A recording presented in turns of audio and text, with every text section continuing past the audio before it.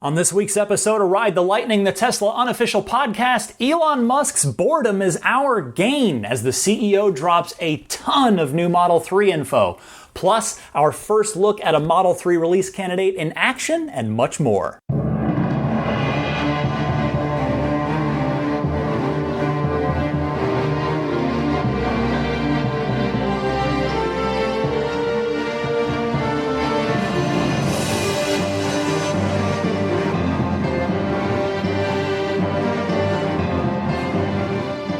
Welcome, friends. It is Ride the Lightning, the Tesla Motors unofficial podcast, episode number 86 for March 26th, 2017. I'm Ryan McCaffrey joining you as always, and it's a big show. I'd started to prepare the show on Thursday night, which has become sort of my rhythm.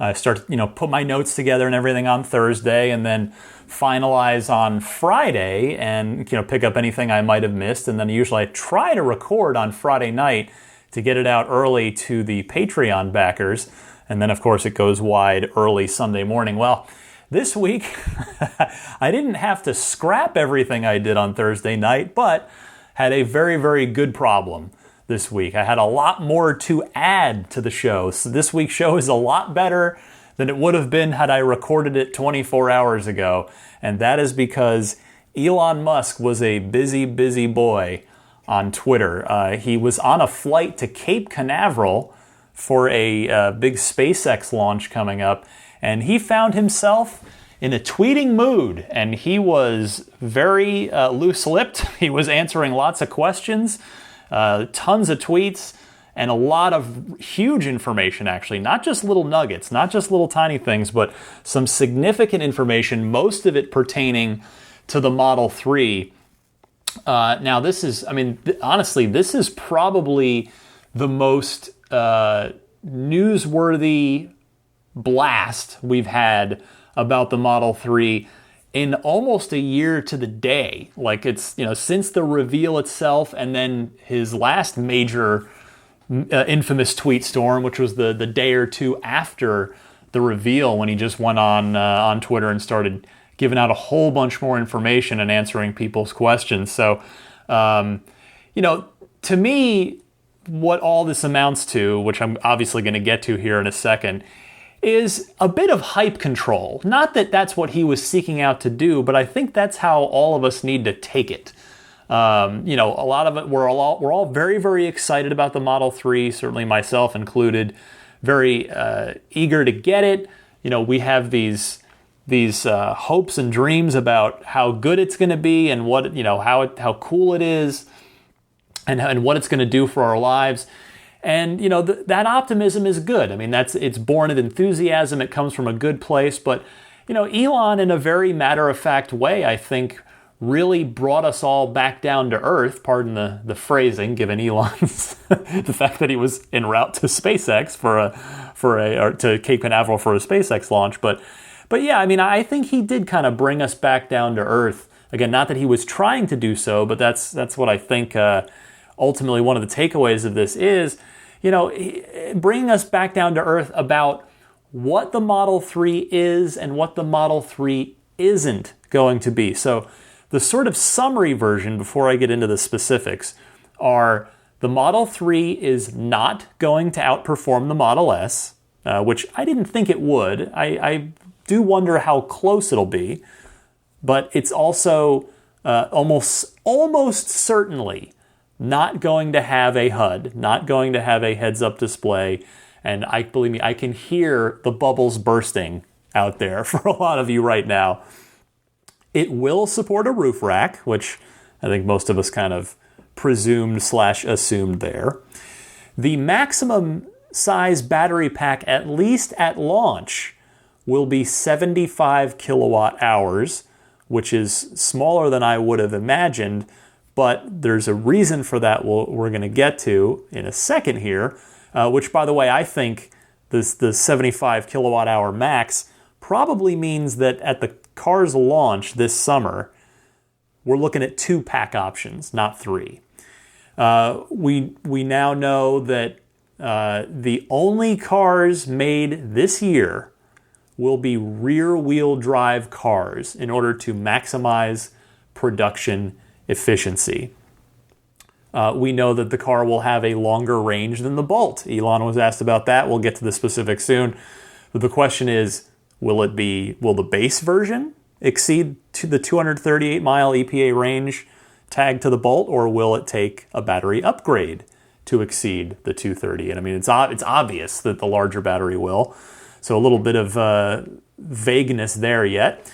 We know now that the Model 3 will not hit the right-hand drive UK market until next summer. So I hear more bubbles bursting from my UK listeners. I hate to be the bearer of bad news if you're hearing it from me.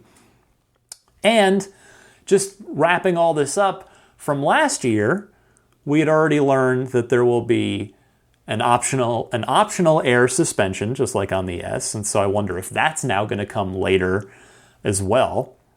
And we know we had learned last year that there will be 3 roof options, just like on the Model S. It'll be the same 3 options: a body roof, an all-glass roof, and a panoramic roof. So again, just like the S. Now, I'm going to take you through Elon's tweet storm, but as your humble ship's captain here on Ride the Lightning, I've gone through and basically done my best to organize and arrange all of Elon's tweets into what I hope will be a much easier to follow thread than actually going through his timeline and picking everything out yourself. So hopefully this will make sense, whether you're listening in your car, whether you're listening just out and about, wherever you happen to be. Hopefully this will be useful for you. But it was actually it was a good thought exercise for me to help me make sense of everything and arrange everything too. So Elon says Model 3 was going to be called Model E, which I actually talked about last week and have talked about before, for obvious dumb humor reasons. I maintain that it also could have stood for E for everyone, but he of course is referring to S, E, and X as the 3 cars in the lineup. But it says, so yeah, Model 3 was going to be called Model E for obvious dumb humor reasons, but Ford sued to block it, so now it's S3X, totally different, smiley face. And then someone replied and said, tell them it's part of the sexy. And that prompted Elon to say, oh, Model Y is coming too in a few years. Kinda have to. He's referring to keep the goof going with spelling out the word sexy. So for those of you who may have been supremely, I don't want to say supremely optimistic, but for those of you who were hoping that the Model Y was going to be sooner rather than later, it does look like you can pencil in 2020 for the Model Y. That 2017 is going to be the initial ramp of the 3, 2018 hopefully ramping up production more, and then 2019 full production, and then we start to see the Y in 2020. Okay, moving along here. Elon says, Model 3 is just a smaller, more affordable version of Model S with less range and power and fewer features. Model S has more advanced technology. And another tweet that's related, only Model S will have the 7-seater option, more cargo space, plus higher range, acceleration, 2 screens versus 1, auto extend handles, ... So here we can, Elon hinted at this on the last conference call. He said that the 3 is a car like the S, but with fewer bells and whistles than the S. So, we assumed there would be that the 3 wasn't going to have a 7-seat option because there's no hatchback. There's nowhere to put 2 rear-facing jump seats. More cargo space, obviously. The S is a bigger car. Higher range and better acceleration. Well, that's your first hint, which he would later really make clear that the performance and range of the Model 3 will not exceed that of the Model S. 2 screens versus 1, so again, he reconfirms, just doubles down on the fact that it is going to be 1 screen, that one landscape 15-inch screen. And then the auto extend handles we already knew. We already know how the sort of hockey stick handles on the Model 3 work. They are flush with the body, but you push in with your thumb on one side, and then it's hinged in the middle, but it's flush with the body. But you push in the right side, the fatter side, and it brings out the left side, which becomes a handle. Okay, so next he says, or well, not next. Next in my timeline, Elon says, "I'm noticing that many people think Model 3 is the, quote, next version of a Tesla, like iPhone 2 versus 3. This is not true." And someone asks him, "Why do you name it this way if brand confusion was inevitable?" And Elon states in a self-deprecating way, "Because I was a dumb idiot and didn't realize at the time that it would cause confusion." Because, of course, he originally wanted to name the car Model E. He notes as well, "The Model S produced today is arguably version 4. Let me put it this way. It is the car I will keep driving even after Model 3 arrives." So don't look for Elon to be hauling himself around in the 3. He will stick to the S. I mean, he said, too, that he thinks the S is a better sedan than the X is a crossover. And he appears to be maintaining his loyalty to the S, if that's a fair way to put it. But yeah, I mean, I see why that's happened, because you see if there's a Model S and a Model X, and then you see Model 3, you think, oh, okay, yeah, that's the third generation, that's the new best thing.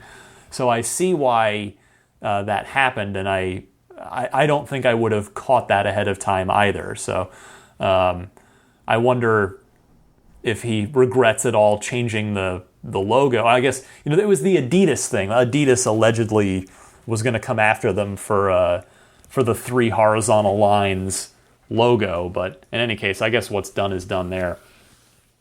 So again, so far, as I take a pause here, we see that Elon is really, he's not at all speaking ill of the Model 3. He's not, but he is downplaying it a little bit, right? He's just saying, hey, listen, the Model 3 is Model S Junior in every way, shape, and form. And that's not a bad thing, but that's how it is. So for those of us that have been letting our hopes and dreams really get out of control, let's all rein it back in a little bit. All right, moving on here. Elon is asked, now this is the one where it hits home for me, and probably a lot of you as well. Elon is asked, will there be a dual motor option? I put a deposit on a 3 with the hope that there would be go fast options. And Elon replies saying, yes, but not until next year. Now, we already knew that the Model 3 was going to get an all-wheel drive version, a dual motor version. But this is a tough one for a lot of us. No all-wheel drive until next year. A follow-up question from someone is, first adopters will not have the option of all-wheel drive for the Model 3? And Elon replies, no, we are minimizing configuration complexity to keep the production ramp on schedule. Rear-wheel drive only for early production, just like Model S. In fact, our own listener Tim Shelton, who tweets me a lot, got in on it and asked Elon, how will that impact early reservation holders that want to wait for a dual motor car? And Elon replied to Tim saying, first in line for dual motor as soon as we can make it, which is probably in 6 to 9 months. Now you're probably wondering what about 1 million replies to that tweet were wondering, which is, does that mean 6 to 9 months from right now or 6 to 9 months from the start of production? I don't know. It's hard to say. I am inclined to think, I don't know. I mean, I guess expect the worst and hope for the best on this, right? 6 to 9, because the car is supposed to start production in 3.5 to 4 months, effectively. So are the dual motors really going to come online in month 3 or 5 of production? I'm not sure. I am inclined to think that this is 6 to 9 months after production begins. I am open to your opinions on that, certainly, but regardless, I have now moved from being increasingly optimistic that I'm going to get my car this year, as someone who lives in San Francisco, who camped out overnight for their reservation and, got my reservation in at 10:04 a.m. local time. I thought I was looking pretty good, especially in light of the fact that, as we all know, in the aftermath of the March 31st reveal last year, Elon had said that the higher spec cars will deliver first, which made perfect sense at the time, given that that's how Tesla's done it with the S and with the X. That no longer appears to be the case, at least insofar as what we expected it to, which meaning performance and dual motor. That may still be the case with whatever they are offering. So they might pump out the max, the bigger battery, rear wheel drive, higher option cars first. But there will be no performance and no all-wheel drive out of the gate, which is that's pretty surprising. I know Elon says rear-wheel drive only for early production, just like Model S. Well, the Model S had the P85. A lot of the early cars were P85s, and so the question now is there? I think this means no performance model because. We'll get to that tweet in a second. Elon has asked, will all-wheel drive deliver in time to benefit from the $7,500 federal tax credit, at least for those of us who lined up on day one?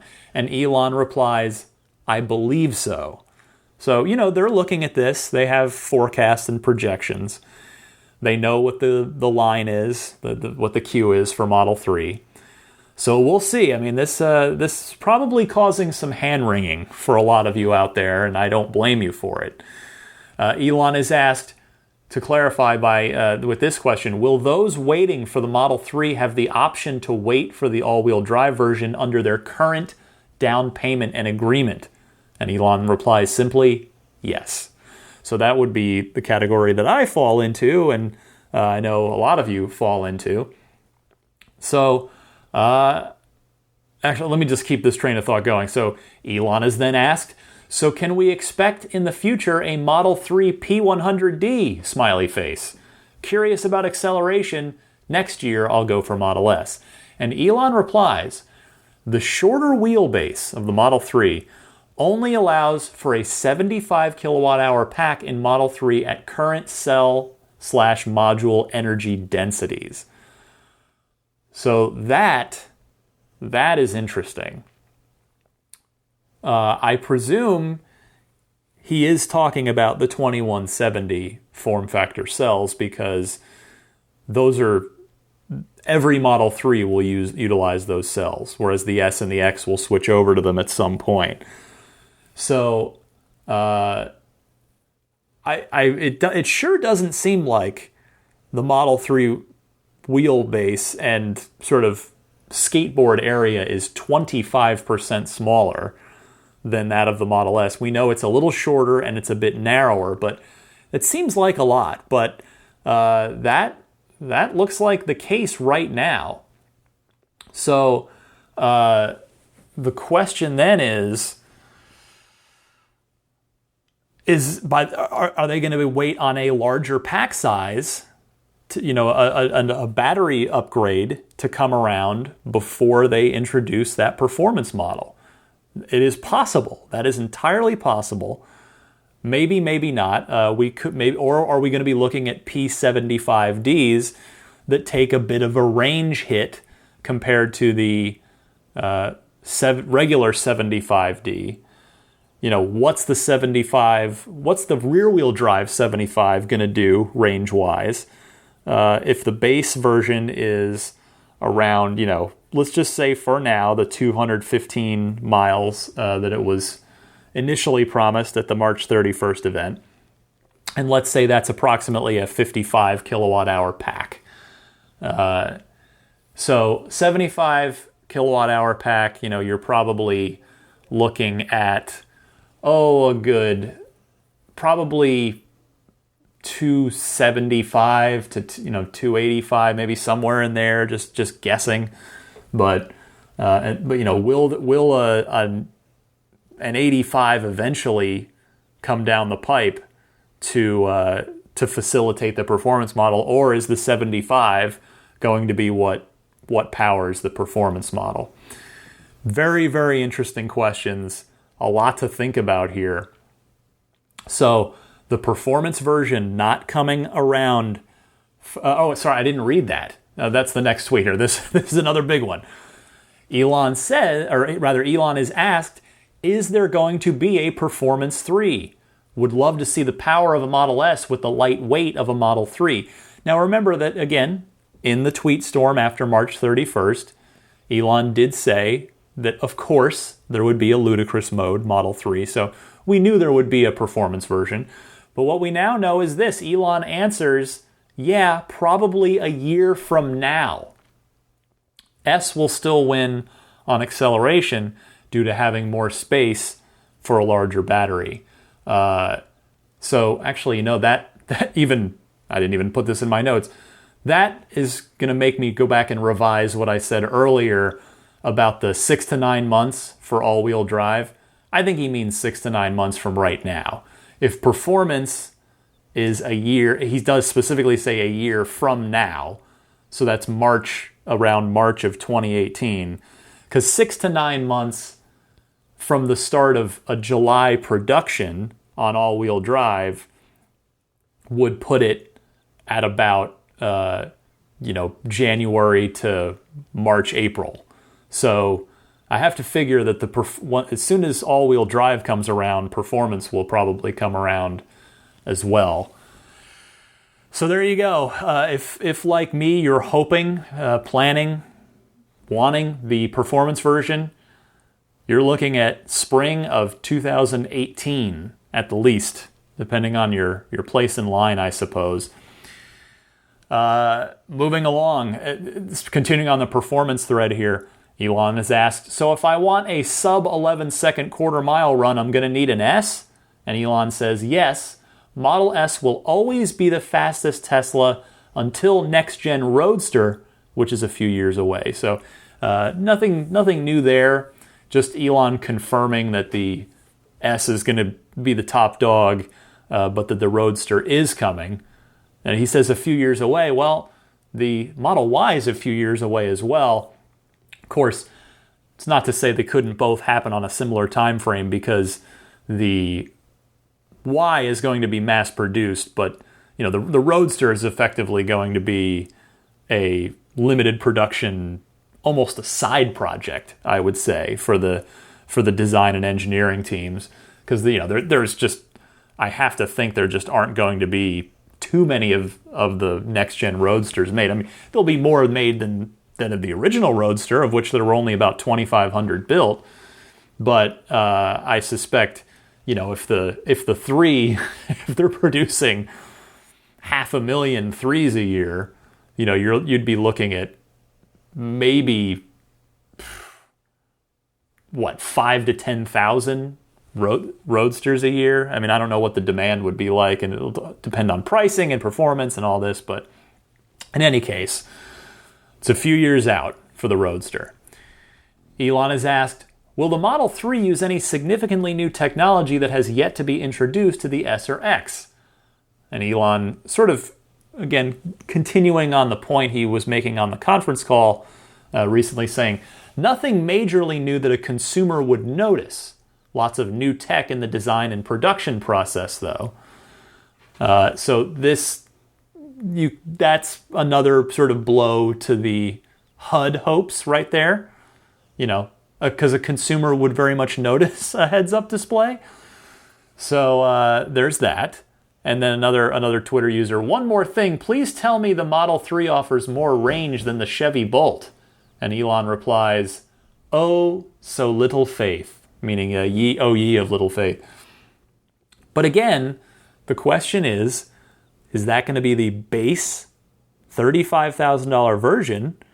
Because the Bolt only comes with one battery option. That's it. There's no larger upgrade. There's no larger battery pack for the Bolt. So of course the 75 kilowatt hour car is going to have better range than the Bolt, but will the base model end up exceeding the Bolt's 238 miles of EPA rated range? So I think there's still a bit of mystery there. Moving along, so does this mean no heads-up display in Model 3? How will Tesla handle speedometer and instrument cluster information? Elon answers, the more autonomous a car is, the less dash info you need. How often do you look at the instrument panel when being driven in a taxi? So again, sort of throwing some cold water on the HUD, on the idea of a HUD without specifically saying it doesn't have one. And Electrek's own Fred Lambert saying, but you can't build a car with that mindset today, considering autonomous software release is dependent on regulatory approval. And Elon says, it still has one display. So suggesting again there will not be a HUD, and that it will instead tell you what you need to know on that 15-inch landscape screen. And here's the bad news for my friends on the other side of the Atlantic. When will the right-hand drive versions be on the road in the UK? Elon says, should be summer next year. Sorry, really wish we could get RHD done sooner. We truly are working as fast as we can. And on the sort of smaller note, someone did sneak in a trunk question. Can one fit a large cooler in the trunk of the Model 3? Have this issue with most sedans, such as C-Class, A4, and 3 Series? And Elon says, I think so. And then the last one I wanted to leave you with was someone said, can't wait to see a Tesla semi-truck beat sports cars at 0 to 60. And Elon says, no problem, smiley face. So a lot in there. Again, to recap, the Performance Model 3 will not outperform the Model S. It will not be available until next spring. The Model 3 is probably not going to have a HUD. It will support a roof rack. The maximum battery pack, at least out of the gate, will be 75 kilowatt hours. The only cars being produced for at least the next 6 to 9 months will be rear-wheel drive cars. The Model 3 will have a longer range than the Bolt, but we don't know whether that's in the base model or in the 75 kilowatt hour version. Obviously it will be the 75 kilowatt, but don't know if that's also the base version. And it won't hit right-hand drive markets such as the UK until next summer. So there you have it, a ton of new Model 3 information.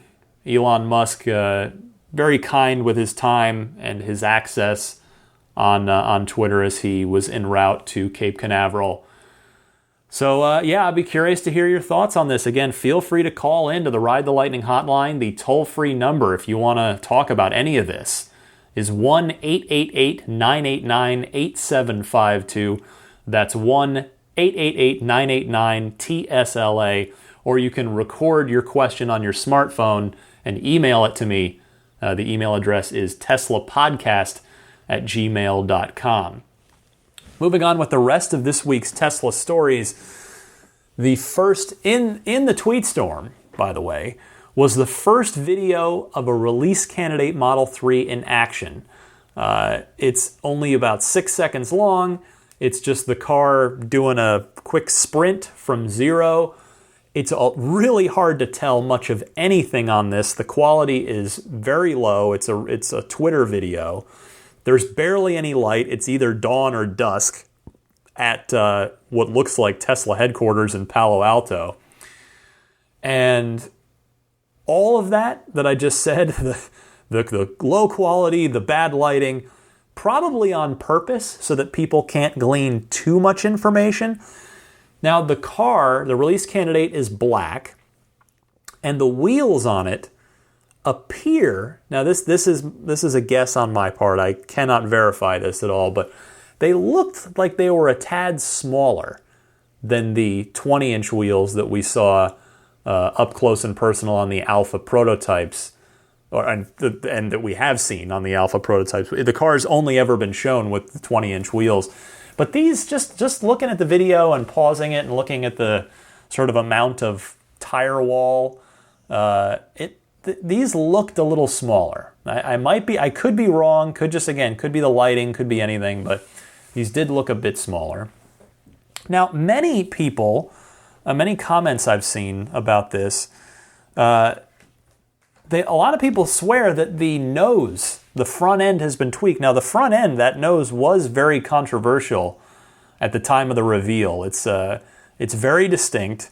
You know, it doesn't have the same sort of lip, that T logo Tesla lip thing that the S and the X have.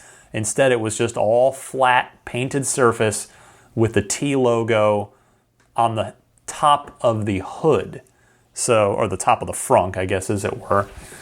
So I don't know. I mean, I looked at the video a lot. Again, the lighting's so bad, and the car is a dark color that it's really tough to know for sure. It does seem like something is a bit different, because just looking at good pictures of the Alpha prototype, you know, it's got the sort of very distinct lines where it almost comes up into this blunted nose. And it does seem like that shape may have changed a tad on the release candidate, but we don't know for sure yet. This question could get answered as soon as next show. If these start hitting the streets and getting photographed, then we'll really probably have a much better idea, unless they start wrapping the front ends of the cars. But take a look at it. It's on Elon's Twitter feed. You know, if you want to see the car in action, why not? Even though, as I said, I'm going to warn you, it's not a good quality video. Next this week, Elon had also mentioned, by the way, I kept this separate from the other stuff, but for you Tesla owners, Elon says to look for the long-awaited 8.1 software release coming up early this week, Tuesday or Wednesday, he is targeting.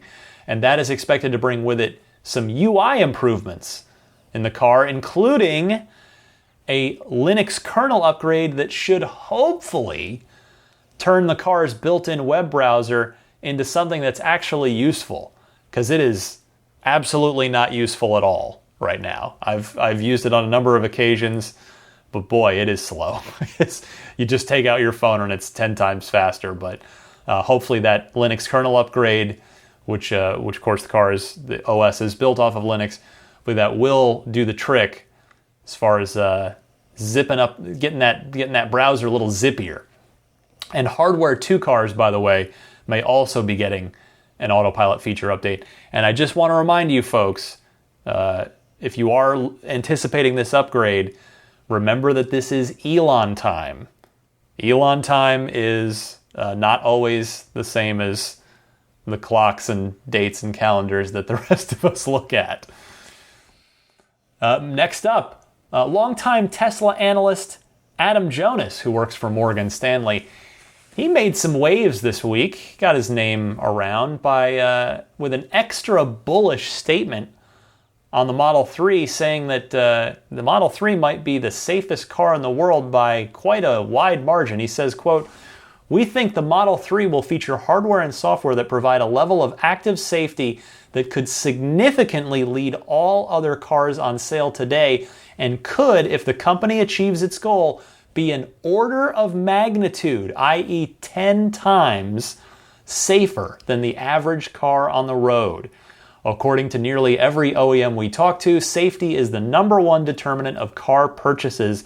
Look for safety to be the aha moment for this car due to launch this year," end quote. Big words. I mean, that's some real big talk from Adam, who is, of course, been a Tesla bull for a long time. But I think that's great, and I hope that's true. The Model S pretty well already does this. But I definitely get what Adam is saying. I mean, he's saying that between the Model 3's volume compared to the Model S and the advancements of autopilot, that it's going to have a just massive effect on the car industry. And what's cool is that's just one iron Tesla has in the fire with the Model 3. Because remember, with the S, they made a car that was awesome. It was so awesome you had to have it, and it just happened to be electric.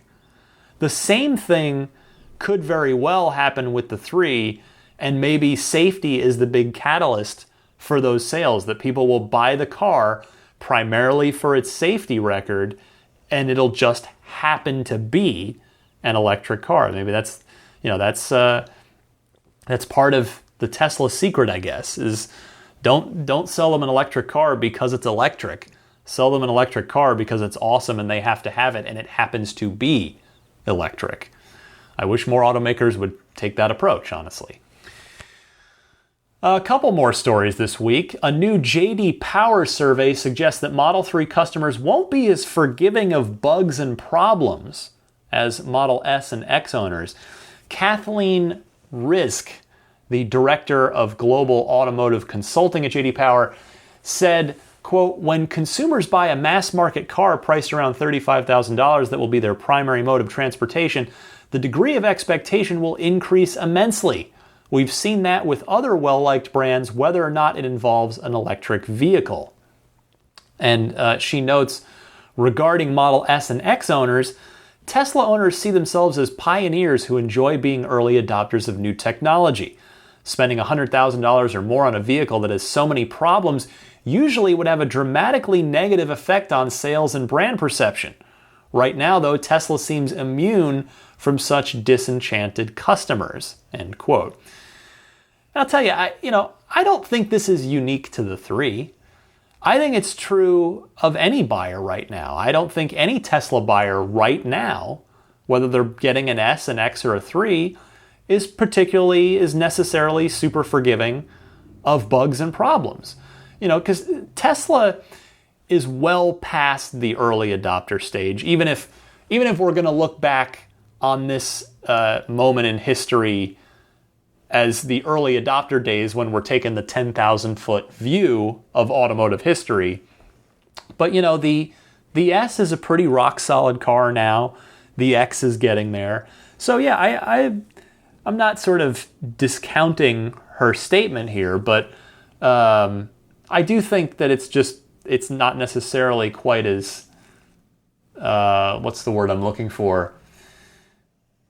Well, I don't know. I guess maybe I'm discounting it a little bit. I'm not invalidating it. I just maybe think there's not quite as much there as J.D. Power's survey suggests. But we'll see. I mean, it's going to be interesting to see how people react to any issues that will crop up in those early Model 3s, which of course is why the very early batches of them are going to go all to friendlies, whether it's an employee or an existing Tesla owner. Here, I thought this was an interesting little tidbit. New Model 3 reservation holder survey by Ben Sullins, who runs a YouTube channel called Teslanomics.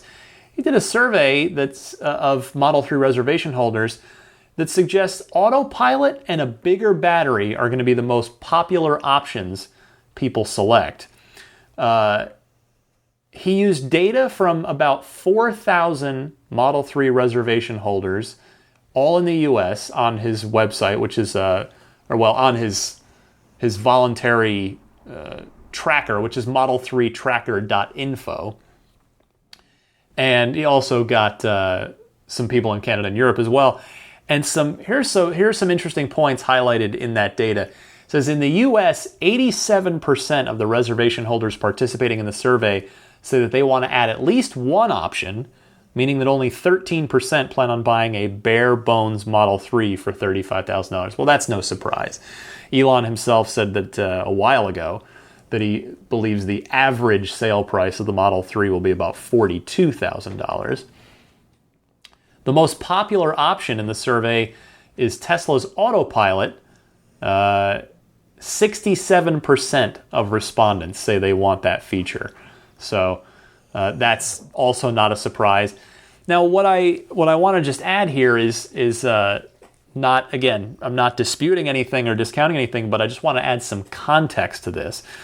So you have to remember that this data is coming from a voluntary database, and one that's very likely to be populated largely by hardcore Tesla enthusiasts like you and I. So, again, while I'm not in any way looking to invalidate Ben's data, I think it's worth pointing out what lens this survey is looking through.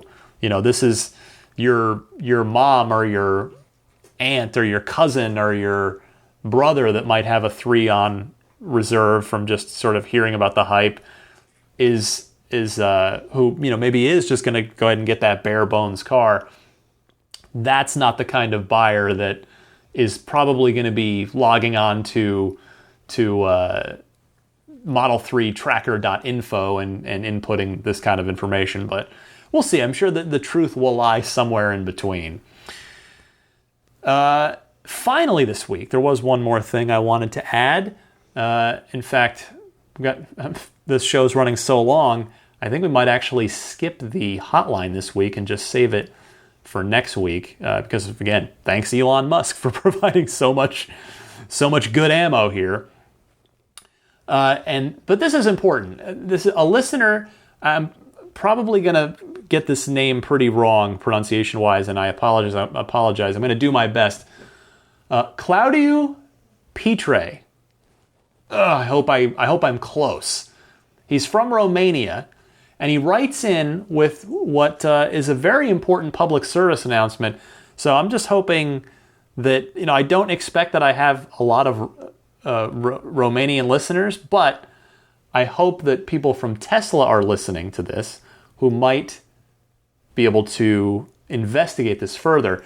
He writes in and tells me, "We are contacting you because we need your help in spreading the news to Tesla that the Romanian government, specifically the Environment Ministry, has announced the launch of the replacement car program for the period covering 2017 to 2019 with a €10,000 incentive for the acquisition of a new electric car. In order to receive that incentive, the company car/dealer must register to the Environment Ministry by the end of the year in order to qualify for the next year program. Please help us spread the word to Tesla that in Romania, we need a store by the end of the current year so that Model 3 reservation holders can qualify for the €10,000 incentive in 2018. He adds, we are about 1,000 Model 3 reservation owners in Romania. I guess it'd be tough for him to know that, but nevertheless, that's neither here nor there. That is a lot of money, and that is a heck of an incentive. So Tesla, if you guys are listening, please take a serious look at this market.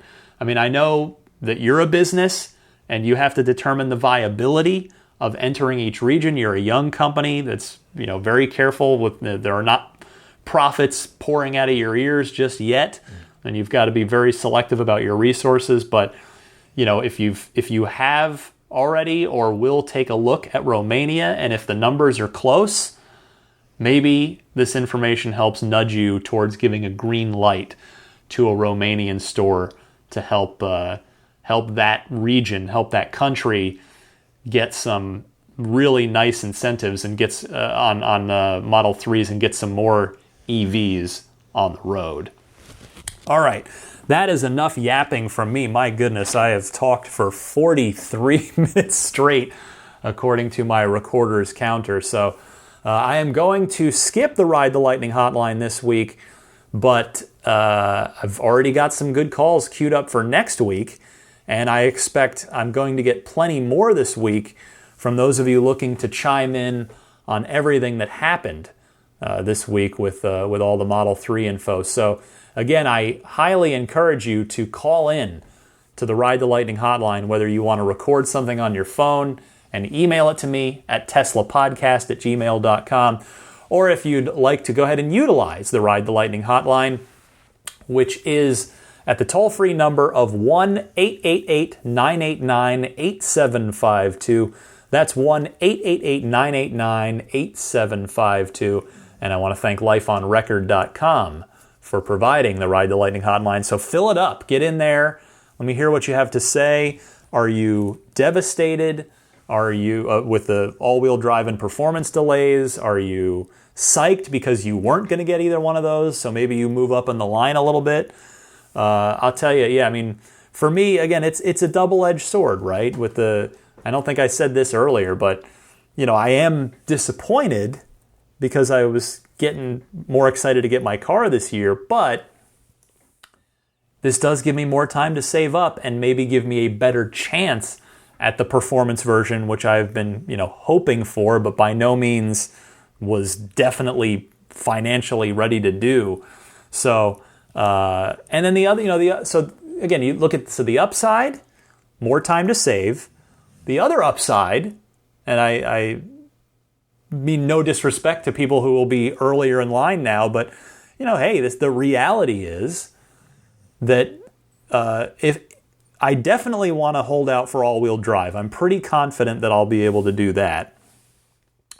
But regardless of whether or not I can end up getting performance, if I have to wait a bit, not only can I save up more money towards the down payment, but hopefully some more bugs will be shaken out of the cars with a later VIN number, as some time has gone on. So those are not bad things. Now, the bad things for me personally are the continued depreciation of my current car, how much more it's going to depreciate in an extra, let's say, 6 to 9 months or so. Maybe it's negligible, but, well, the car will turn a year older. My car's an '06, so by getting rid of it in 2018 rather than 2017, it's a year older. A model year older, at least, if not a literal actual year older. So that's a downside. And then the other big downside is hopefully I will not have to put more money into my existing car. I've chronicled my ICE expenses in recent times of I did I've had a few $1,000s worth of just age-related stuff that just had to be done. So I'm hoping that I won't have to put new tires on this car again or do any other significant work to it. So we'll see. It's always pluses and minuses. It's trade-offs. We'll see what happens. But again, I'm very curious to hear your thoughts to this big new Model 3 information. I will be right back. I need to take a breather. I need to drink of water. Boy, I've been yapping for 47 minutes straight. Quick break, and I'll come back and wrap things up for you right after this.